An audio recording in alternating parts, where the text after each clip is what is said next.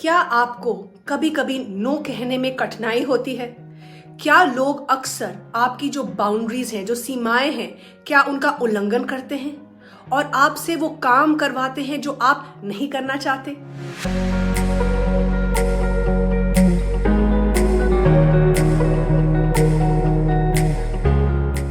नमस्कार, मेरा नाम है ज्योतिका बेदी। मैं हूं founder of happiness is love. क्या आपके पास अपने लिए कम समय है क्योंकि आप पूरे टाइम दूसरों को ना नहीं कर सकते?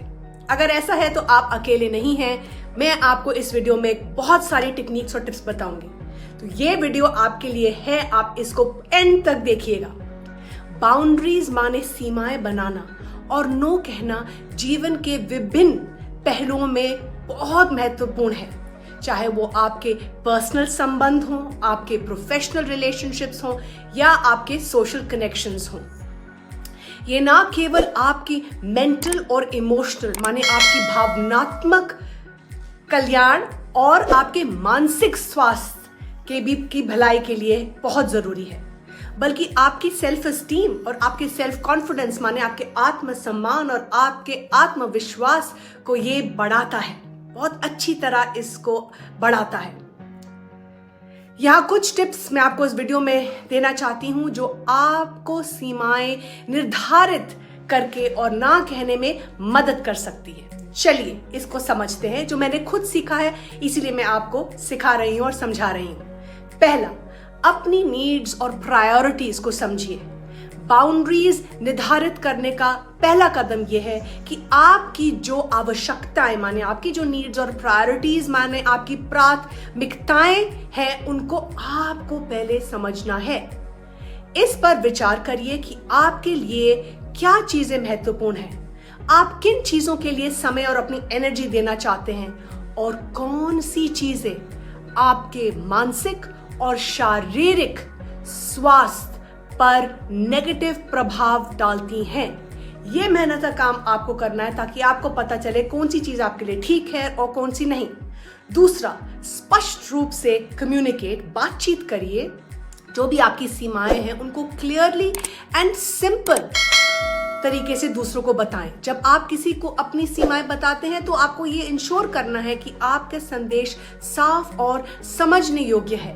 उदाहरण के लिए, अगर आपका कोई ऑफिस में कोलीग है और उनसे आप कह रहे हैं कि आप काम के बाद फोन कॉल नहीं उठा सकते, तो इसे आप स्पष्ट रूप से कह सकते हैं कि अगर आप मुझे ऑफिस के बाद बार बार फोन करेंगे तो मैं आपका फोन नहीं उठा पाऊंगी। तीसरा, असर्टिवनेस माने दृढ़ता से बोलिए। असर्टिवनेस से बोलना और अपने डिसीजन पर कायम रहना बहुत ही महत्वपूर्ण है। अगर आप अपनी सीमा बता रहे हैं तो उसे स्ट्रांगली और आत्मविश्वास के साथ कहना जरूरी है। इसके लिए प्रैक्टिस चाहिए। इसे दूसरों को ये समझने में आसानी होगी कि आप अपने फैसले को लेकर सीरियस हैं। इसलिए आपको पहले प्रैक्टिस करना है कि जो भी आप कहना चाहते हैं वो आप स्ट्रांगली, रिस्पेक्टफुली एंड फर्मली कह रहे हैं। चौथा, कॉम्प्रोमाइज माने समझौता और बैलेंस, संतुलन। हालांकि सीमाएं इसके बहुत जरूरी हैं, लेकिन समझौता और संतुलन भी बहुत ज्यादा हमें सीखना है कैसे करना है दोनों चीज। अगर कोई आपके कोई भी मुद्दा है और वो समझ नहीं पा रहे हैं, आपको बैलेंस तरीके से और कभी कभी फ्लेक्सिबल भी होना पड़ेगा जो भी आप डिसीजन ले रहे हैं, ताकि जो भी आप कह रहे हैं वो फेयर और फ्लेक्सिबल भी हो।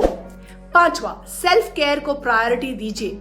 जो भी आपकी सीमाएं हैं उसमें आपका सेल्फ केयर बहुत जरूरी है।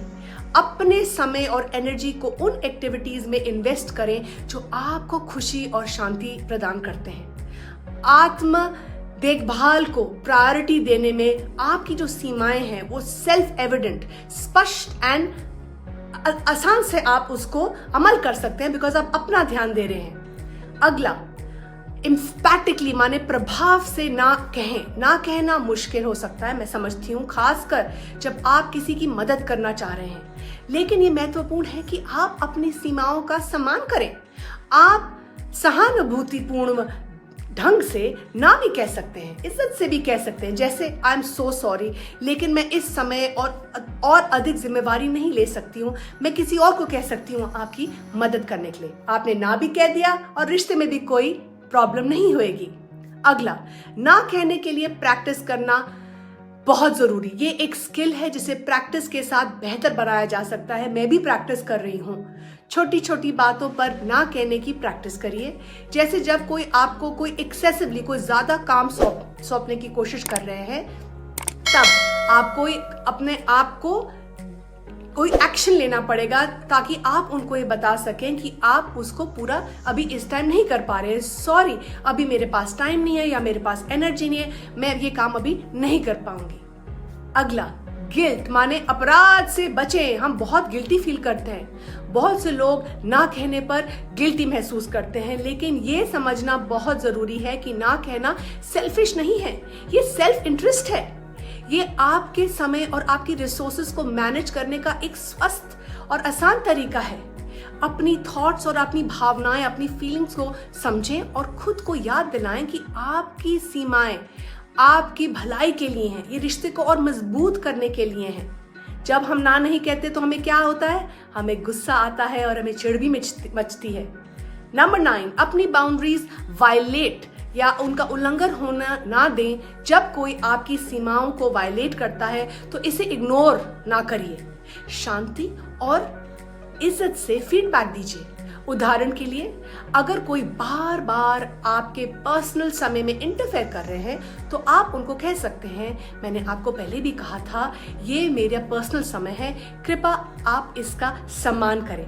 आप प्यार, इज्जत, मोहब्बत और असर्शन से भी दूसरों को ना कह सकते हैं। नंबर 10, प्रोफेशनल मदद लीजिए। अगर आपको सीमाएं निर्धारित करने में और ना कहने में कठिनाई हो रही है, आप अकेले नहीं हैं। मेरे को खुद बहुत टाइम लगा था। तो आप कोई भी प्रोफेशनल की मदद लेकर एक अच्छा सा ऑप्शन ले सकते हैं। आप सीख सकते हैं, एक एडवाइजर, कोई कोर्स, कोई साइकोलॉजिस्ट भी आपकी जो समस्याएं हैं उसको समझने में और आपको स्किल्स देने में मदद कर सकता है। तो हेल्प लेने में कोई शर्म नहीं है। नंबर 11, पॉजिटिव आउटलुक बनाना रखना बहुत जरूरी है। बाउंड्रीज निर्धारित करने समय और ना कहने समय पॉजिटिव आउटलुक बनाएं। इससे आपकी बातें अधिकतर एक्सेप्ट होंगी, आपको इज्जत और मान मिलेगा और आप अपने रिश्तों में टेंशन कम से कम कर सकते हैं। उदाहरण के लिए, मैं इस प्रोजेक्ट पर काम नहीं कर सकता या कर सकती, लेकिन मैं आपको किसी ऐसे व्यक्ति की जानकारी दे सकता हूं या दे सकती हूं जो आपकी मदद कर सकते हैं। आपने ना भी कर दिया और उनकी मदद भी कर दी। अगला, एग्जाम्पल से करें। आप अपने एग्जाम्पल से इसको करें। अगर आप सीमाएं निर्धारित करते हैं और आपके आसपास के लोगों के साथ हेल्दी संबंध बनाए रखते हैं तो आप अन्य लोगों के लिए एक एग्जाम्पल सेट कर सकते हैं। लोग आपसे प्रेरणा ले सकते हैं। इससे उन्हें भी अपनी सीमाएं निर्धारित करने और ना कहने की मोटिवेशन मिल सकती है। और अगर आप एक पेरेंट है, ये तो बहुत जरूरी है। आप खुद सीखिए, तभी आप अपने बच्चों को सिखा सकते हैं। इन टिप्स का पालन करके आप अपनी सीमाओं को इफेक्टिव माने ढंग से निर्धारित कर सकते हैं और ना कम्युनिकेट करने की कला को मास्टर भी कर सकते हैं। मुझे पूरी उम्मीद है कि आप प्रैक्टिस से जरूर करेंगे।